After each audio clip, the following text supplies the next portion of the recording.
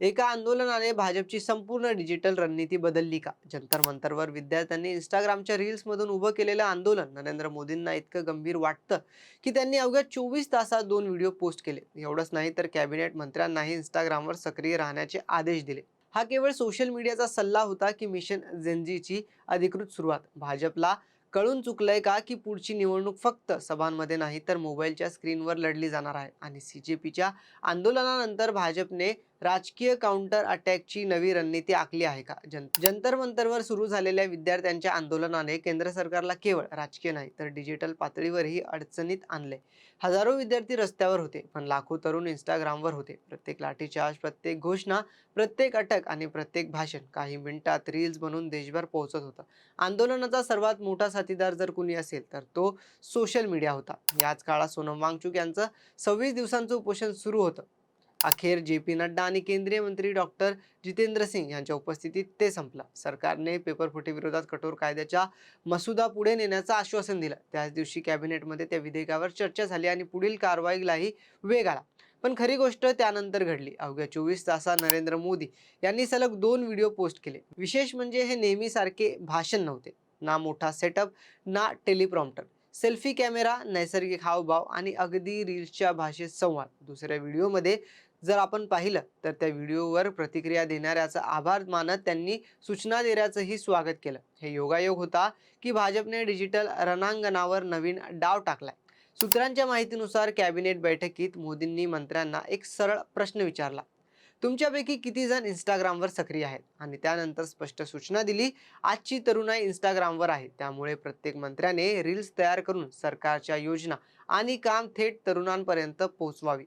याचा अर्थ काय? याचा अर्थ भाजपला आता एक गोष्ट स्पष्टपणे समजली आहे. आज राजकारण फक्त टीव्हीवर होत नाही. आज राजकारण इंस्टाग्रामच्या फीडमध्ये होतं. मतदार सभेत जाण्यापूर्वी रील पाहतो, भाषण ऐकण्यापूर्वी 30 सेकंदाचा व्हिडिओ पाहतो आणि मत बनवण्यापूर्वी सोशल मीडियावर ट्रेंड काय आहे ते पाहतो. म्हणूनच प्रश्न पडतो, हा केवळ सोशल मीडिया वापरण्याचा सल्ला आहे का की भाजपचं अधिकृत मिशन जेनजी सुरू झालं आहे? कारण गेल्या काही महिन्यात एक गोष्ट स्पष्ट दिसली. नीट पेपर फुटीचा मुद्दा असो, विद्यार्थ्यांचं आंदोलन असो किंवा सीजेपीची मोहीम, या सर्वांना सर्वाधिक ताकद मिळाली ती इंस्टाग्राममधून. हजारो रील्सनी आंदोलनाला राष्ट्रीय स्वरूप दिलं. दिल्लीत आंदोलन करणारे विद्यार्थी महाराष्ट्र, गुजरातमध्ये, कर्नाटकमध्ये आणि ईशान्य भारतातही चर्चेचा विषय ठरले. म्हणजे भाजपने विरोधकांकडून एक धडा शिकला. रस्त्यावरची लढाई जिंकण्यासाठी आधी मोबाईलच्या स्क्रीनवरची लढाई जिंकावी लागते. आणि म्हणूनच आता स्वतः नरेंद्र मोदी रील्सच्या भाषेत बोलत आहेत. एवढंच नाही तर प्रत्येक मंत्र्यालाही त्याच मार्गावर चालण्यास सांगत देखील आहेत. यामागे आणखी एक राजकीय गणित असू शकतं. गेल्या काही वर्षात अशी चर्चा सातत्याने होती की जेनझी मतदार भाजपपासून दूर जात आहे.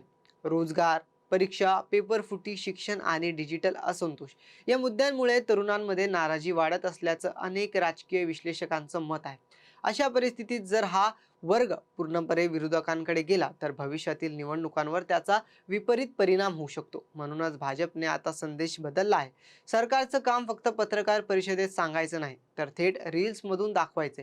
मोदींचे 2 व्हिडिओ आणि मंत्र्यांना दिलेल्या इंस्टाग्रामचा सल्ला हे त्याच मोठ्या रणनीतीचा भाग आहे. हा प्रश्न विचारण्यास नक्की जागा आहे. कारण आजची निवडणूक फक्त बूथवर लढली जात नाही, ती अल्गोरिदमवरही लढली जाते. Trending hashtag, viral video, reels, reach आणि डिजिटल नॅरेटिव्ह ही आता आधुनिक राजकारणाची नवी शस्त्र झाली आहेत. कदाचित म्हणूनच सीजेपी आंदोलनानंतर भाजपनेही आपली रणनीती बदलली आहे. रस्त्यावरचं आंदोलन सरकार हाताळू शकतं, पण मोबाईलमध्ये घुसलेलं आंदोलन रोखणं कठीण असतं. आणि म्हणूनच आता प्रश्न फक्त एवढाच नाही की नरेंद्र मोदी इंस्टाग्रामवर सक्रिय झाले. खरा प्रश्न असा आहे, भारतातील पुढची राजकीय लढाई संसदेत जास्त होणार की इंस्टाग्रामच्या रील्समध्ये? कारण जर हा अंदाज खरा असेल तर भाजपने मिशन जेनजीची सुरुवात आधीच केली आहे आणि त्याचा पहिला चेहरा स्वतः नरेंद्र मोदी बनले आहेत. तरी या संपूर्ण प्रकरणावर आपलं मत काय हे आम्हाला कमेंटमध्ये नक्की कळवा. आणि हा व्हिडिओ आवडला असेल तर आम्हाला सबस्क्राईब जरूर करा.